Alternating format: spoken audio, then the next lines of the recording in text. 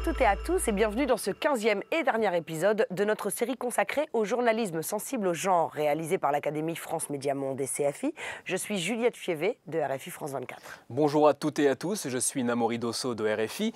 Dans cet épisode final, on va parler de la checklist du journaliste sensible au genre. Oui, une liste à conserver à portée de main dans votre rédaction. Alors voici la checklist genre qui va vous servir dans la production de vos magazines, des émissions radiophoniques, adaptables aussi à la presse écrite et à la télévision. Vous allez voir qu'il y a des questions à se poser à toutes les étapes du traitement de l'info ou de la production d'une émission. Notez les étapes et les questions à se poser. Tout d'abord, pré-production ou l'étape de la réflexion. Est-ce que la thématique intéresse les hommes et les femmes? Quelles sont les conclusions de l'analyse genre par rapport à la thématique et au contexte? Quelle est la meilleure façon d'aborder la thématique avec les hommes et les femmes? Quels sont les points de vue sur la thématique spécifique aux femmes et aux hommes? Après la réflexion vient l'étape de la production. Voici donc les questions à se poser. Faut-il parler aux hommes et aux femmes en même temps ou séparément?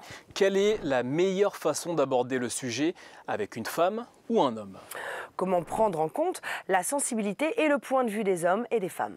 Comment équilibrer les expériences des hommes et des femmes dans l'émission?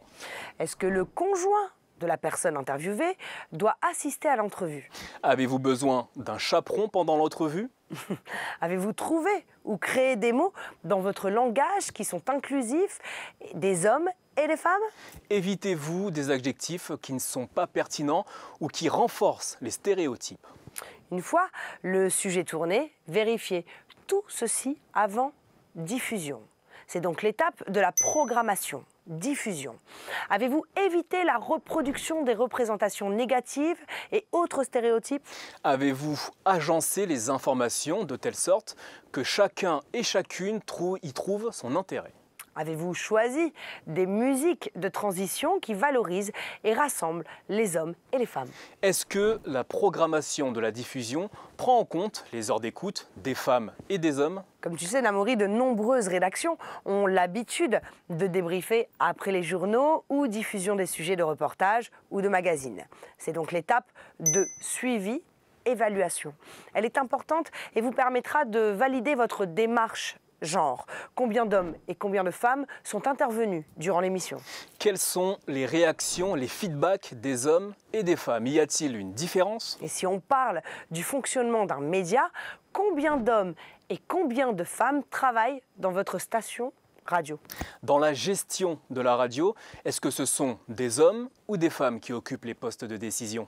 Qu'est-ce que vous pourriez faire pour rendre le fonctionnement de la radio-TV plus équitable pour les hommes et pour les femmes?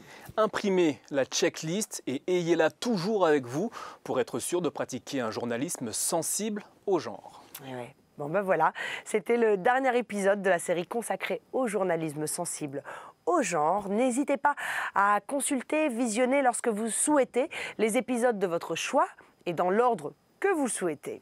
Merci à toutes et à tous. Merci à toi Juliette.